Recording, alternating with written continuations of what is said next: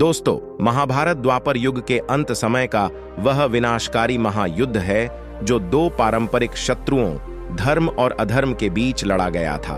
और इस महायुद्ध की रचना स्वयं परमपिता ब्रह्मा जी ने अपनी इच्छा शक्ति से की थी। परमपिता ब्रह्मा जी ने ऐसा किस लिए किया था और किस प्रकार किया था? महर्षि वेद व्यास जी ने भगवान श्री गणेश जी के सहयोग से अपने महाभारत नामक ग्रंथ में इसका पूरा उल्लेख किया है। आज से हम उसी महाभारत ग्रंथ की उस पावन कथा का आरंभ करते हैं। दोस्तों, द्वापर युग के अंत समय में जब इस पृथ्वी पर अधर्म बहुत ही बढ़ने लगा था और धर्म का पूरी तरह से पतन होने लगा था, तब देवी पृथ्वी पूर्ण पापियों के बोझ से भयभीत होकर परमपिता ब्रह्मा की शरण में चली गई थी और उनसे अपना सारा कष्ट बताकर यह प्रार्थना की थी कि मुझे इन पापियों के बोझ से मुक्त करवाओ। पृथ्वी का यह दुख सुनकर ब्रह्मा जी सभी देवताओं को साथ लेकर भगवान विष्णु जी के पास आए थे और उनसे यह विनती की थी कि वह पृथ्वी का भार उतारने के लिए पृथ्वी पर अपना अंशावतार लें।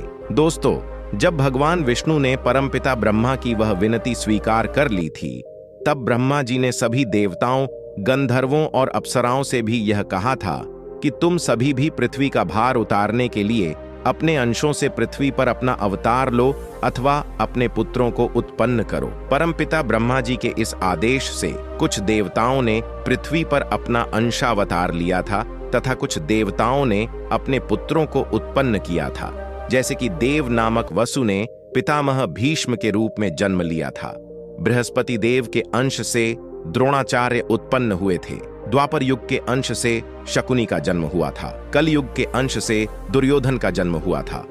इसी प्रकार देवी कुंती के गर्भ से भगवान सूर्यदेव ने कर्ण को, धर्मदेव ने युधिष्ठिर को, वायुदेव ने भीम को तथा देवराज इंद्र ने अर्जुन को अपने पुत्र के रूप में उत्पन्न किया था।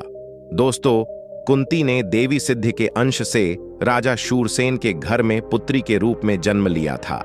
तब उनका नाम पृथा था, परंतु राजा शूरसेन ने अपनी उस पुत्री पृथा को अपनी बुआ के संतानहीन पुत्र राजा कुंती भोज को दे दिया था। राजा कुंती भोज की पुत्री हो जाने के कारण ही पृथा को कुंती कहा जाने लगा था। पृथा के बाद राजा शूरसेन के घर में दूसरी संतान के रूप में वासुदेव जी का जन्म हुआ था। दोस्तों, वासुदेव जी जब युवा हुए तो उनका विवाह मथुरा के राजा कंस की बहन देवकी के साथ हुआ था, परंतु उनके विवाह के समय ही यह आकाशवाणी हो गई थी कि देवकी और वासुदेव के 8वें पुत्र के हाथों से ही कंस की मृत्यु होगी। तब देवकी के सभी पुत्रों को मार डालने के लिए कंस ने अपनी बहन देवकी और बहनोई वासुदेव को कैद करके अपने कारागार में डाल दिया था। फिर उसी कारागार में देवकी के गर्भ से 8वें पुत्र के रूप में भगवान विष्णु ने अपना कृष्ण रूपी अंशावतार लिया था। भगवान श्री कृष्ण ने अपने बालपन से ही अपनी लीलाएं दिखा हुए अधर्मियों का विनाश करना आरंभ कर दिया था और कंस सहित कई आसुरी शक्तियों का वध कर दिया था। महर्षि वेद व्यास जी ने अपनी महाभारत कथा में इक्ष्वाकु वंश के एक बड़े ही प्रतापी राजा महाभीष्म के बारे में उल्लेख किया है। राजा महाभीष्म मृत्यु को प्राप्त होने के बाद स्वर्ग लोक में निवास कर रहे थे। एक दिन स्वर्ग लोक में निवास करने वाले कई राजर्षि किसी कार्य थे से परम पिता ब्रह्मा जी से मिलने ब्रह्मलोक गए हुए। वहां सभी राजर्षि ब्रह्मा जी से वार्तालाप कर ही रहे थे कि तभी देवी गंगा परमपिता ब्रह्मा जी से मिलने वहां आ गई थीं। उस समय हवा के झोंके से देवी गंगा के वस्त्र कुछ खिसक गए थे।